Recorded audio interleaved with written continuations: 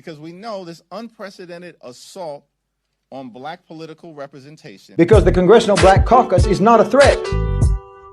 Inside that institutional channel, with all the symbolism of black political representation, but none of the substantive disruption of black autonomous power, the Congressional Black Caucus is exactly the kind of formation that the power structure is happy to host.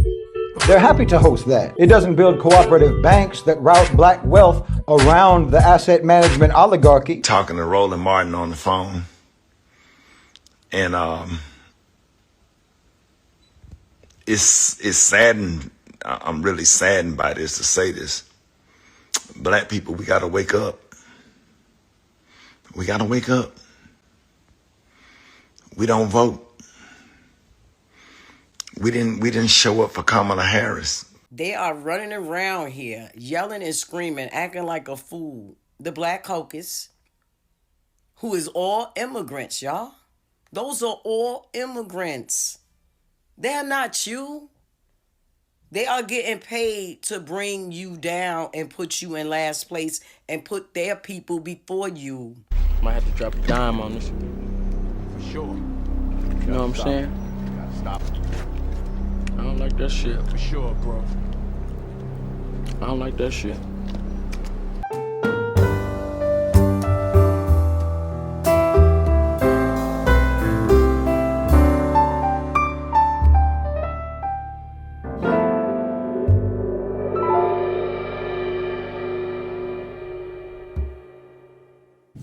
Alright, y'all, now we do. Always pushing health, wealth, and a better understanding of self.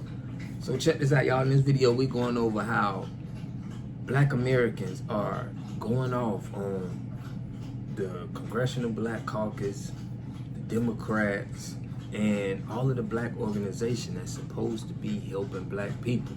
Now, it's been a lot of controversy on voters' rights, and I don't know where it's coming from, but we always hear the Democrats, the left, they always strategize to just only talk about what black Americans can't do. Like we don't hear them saying the Chinese can't vote, immigrants can't vote. It's just they always point it to us, but then when it's time for us to receive something, it's always the black and brown. They always joining us up with somebody. So we just tired of these games, man. Make sure y'all hit that like button, hit that subscribe button, and push me on the algorithm. I greatly appreciate that. We tired of these games when they use us when it's beneficial to them. But when we're screaming about what's beneficial to us, we hear crickets. So I'm gonna play y'all some clips, and in these clips you're gonna see how some of our people feel about how these politicians moving and how they direct their messages to us on situations that they want us to do something, but they bring it together in other situations. It's just you can't make this stuff up. But I want to know what y'all think in the comments. I'm gonna give y'all some more commentary. Let's get it. Because we know this unprecedented assault on black political representation, the likes of which we have not seen since the Jim Crow era, the ghost of the Confederacy has afflicted the United States Supreme Court majority and is invading and haunting the nation right now, and we take that seriously. And we know it's going to continue, which is why Democrats are committed to launching a decisive and overwhelming response in advance of the 2028 election to ensure that it's the American people who are the ones who get to decide who's in the majority in the House, who's in the majority in the Senate, and ultimately in 2028, who gets elected as the next president of the United States of America. Look, I don't really know what to say to some of my black American people no more, because your eyes are so wide shut. They are running around here, yelling and screaming, acting like a fool. The Black Caucus, who is all immigrants, y'all. Those are all immigrants. They're not you. They are getting paid to bring you down and put you in last place and put their people before you. How can you let them tell you that you have no rights here to vote, but they have rights to be on the ballot and they wasn't even born here? These are immigrants on the ballot. How did they even get voted on? And then they're going to tell us that only black Americans now can't vote. They lost their rights. They don't tell the Chinese that. They don't tell the Arabs that, the Latinos, the Hispanic, the Jamaicans, the Africans. They don't tell them that. They don't tell people from Russia and India and all these other places they can't vote. Why are they only saying black American only? Pay attention. And then you got them yelling, we won't go back. Where did they go? Where did they come from to go back? They wasn't in these civil rights streets without parents and grandparents. When they got here, everything was handed to them from the racist white man that wanted to see us go down. They spend more money for them to bring us down. That's where they get their money from, y'all. They are not us. Pay attention. They use our ancestors, keep us in that victimhood mentality so they could get paid. So now it's all over. And now you see the attitudes. These people came here to ruin black America and America. And y'all don't see it. Ain't y'all tired of them using our ancestors, talking about the shit that they been through, but they never went through that. They never been in shackles, chained up, slaves for 400 years, Jim Crow. No. But they'll talk about it like if it happened to them and they get the benefits from it. What is wrong with y'all? They are using you. Democrat Party are using you. Damn, when y'all gonna say enough is enough? And these are the same black folks, fake black people, because they are all immigrants, is the one denying your reparations. And you don't even see that. They the ones that keep voting no for your reparations because they don't want you to have it. And the white man that signed their check don't want you to have it. And they use them. Wake up, y'all. Please wake up. Look, you have the Black Caucus, right? Think about this. You have the Black Caucus, the Congressional Black Caucus. That's, I think, 55 years old. It's like my age. It was founded in 1971. I was born in 1971. Has anyone ever bombed their offices? Has anyone ever firebombed the CBC conference? Has any sitting member of the Congressional Black Caucus ever been assassinated by COINTELPRO style state operations the way that they assassinated Fred Hampton? No. The Congressional Black Caucus has been allowed to operate in the United States Capitol for over half a century. Its members have acquired seniority. They've chaired committees. You understand? They've held annual conferences with thousands upon thousands of attendees. They've been received at the White House by every sitting president, every president since Richard Nixon. And we already know how he felt about black people.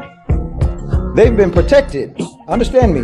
They have been protected by the same state that murdered Fred Hampton in his bed. Well, ask yourself why. Because the Congressional Black Caucus is not a threat. Inside that institutional channel, with all the symbolism of black political representation, but none of the substantive disruption of black autonomous power, the Congressional Black Caucus is exactly the kind of formation that the power structure is happy to host. They're happy to host that because it absorbs black political energy.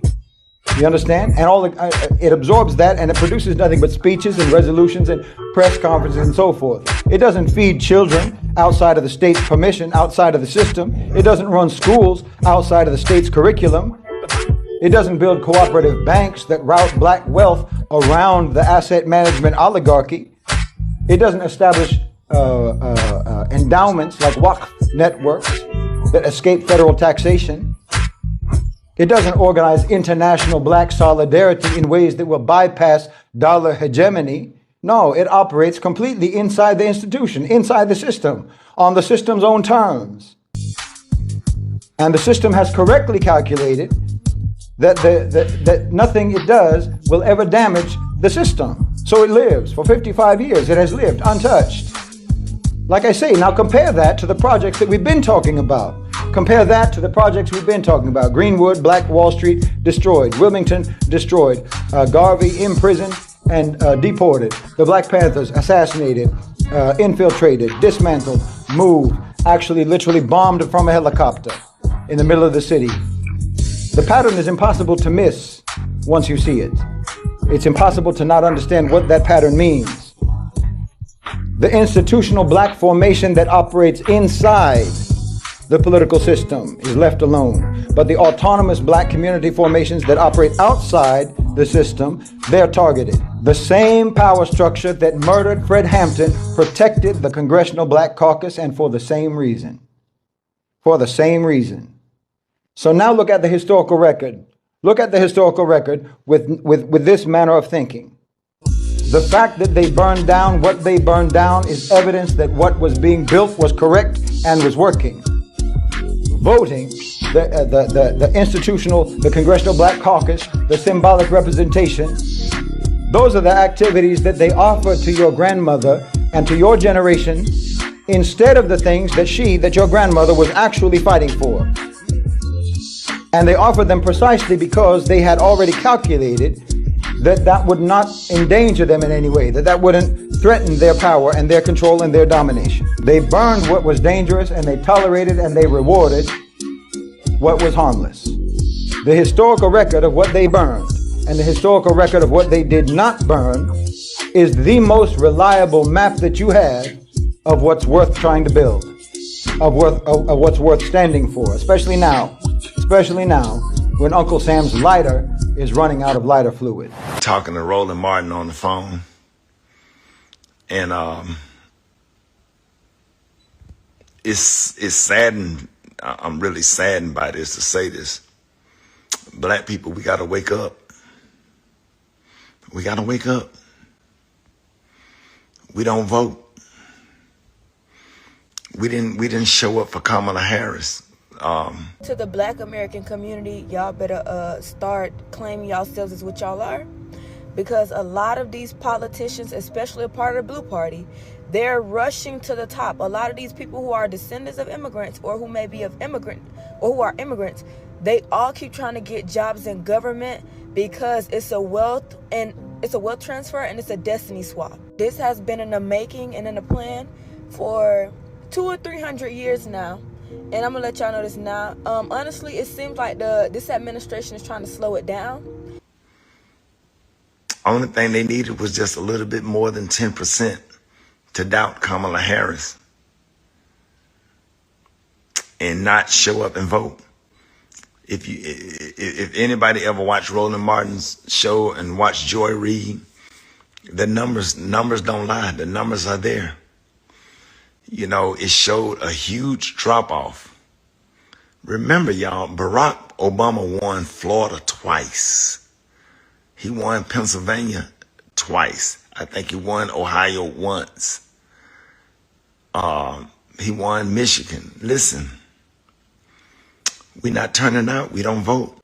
And now that they're doing redistricting, we don't show up in governor's races. We don't show up in mayoral elections. We don't show up in state house elections. We're state senators and state house seats. We don't vote. If I'm not mistaken, I could be wrong. I was watching Roland Martin video. 16% of people in Memphis showed up.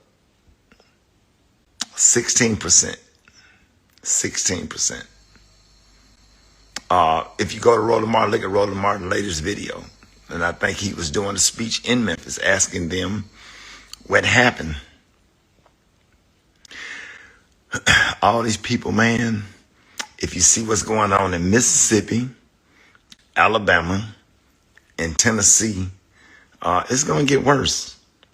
While we out here having a good time, I feel bad about performing tonight. I'm just performing because the show's already booked. But I really feel bad. I really wish I was down there in Montgomery, being a part of a protest And it just don't feel like people are concerned, and it don't feel like people care. Man, this is about to get bad. We about to get ourselves in a position where your voice is not going to be heard, like for real, for real. Donald Trump said, even when he was running, he said, hey, if we get in there, you'll never have to vote again, folks. He said it. Christians, get out and vote just this time. You won't have to do it anymore. 4 more years, you know what? It'll be fixed. It'll be fine. You won't have to vote anymore, my beautiful Christians. I love you, Christians. I'm a Christian. I love you. Get out. You got to get out and vote. In 4 years, you don't have to vote again. We'll have it fixed so good you're not going to have to vote.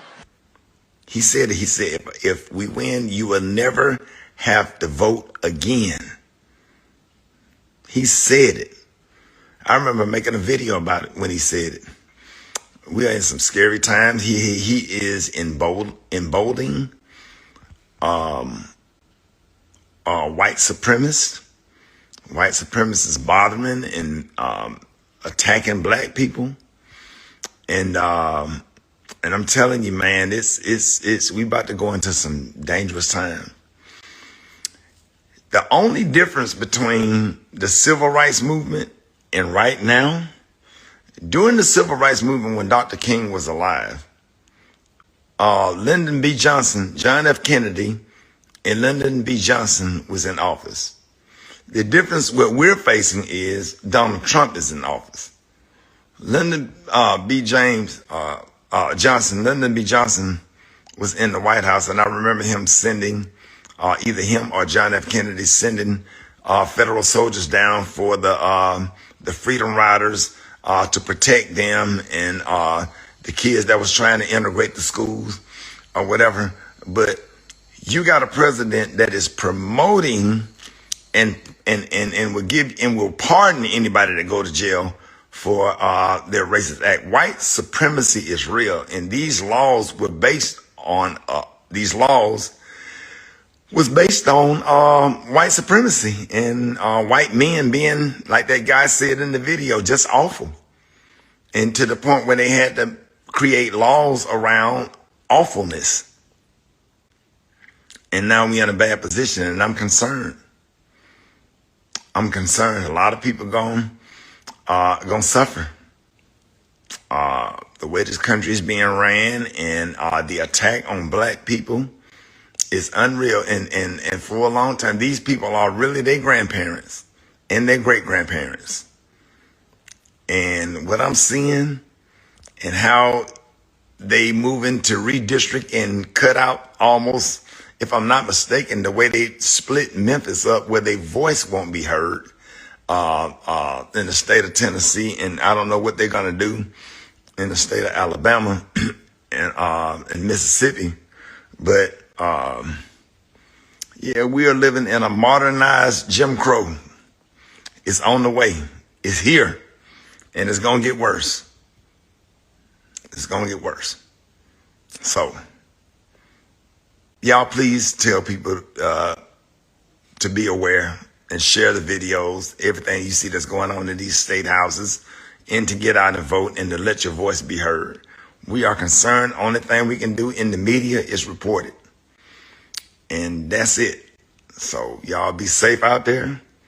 And God bless you. And I know everything that Dr. King, Malcolm X, Medgar Evers, Rosa Parks, Ralph Abernathy, all these people fought and died for. Everything that they stood for, fought for, and died for. Almost like it happened, like their death was in jeopardy. And so I'll be making more videos. Man. Thank y'all.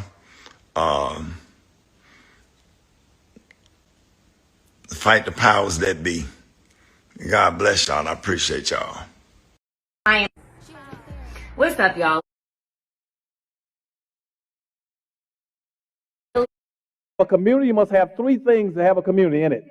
You must have a wholly independent economic structure that can provide goods, service, products, and things for your own people, and jobs and tax bases for your own people. You should at least control 4 basic things.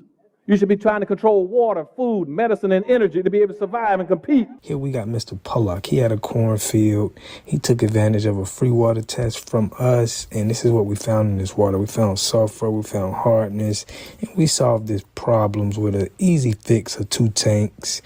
So get your free water test today. Stay blessed. Click the link below.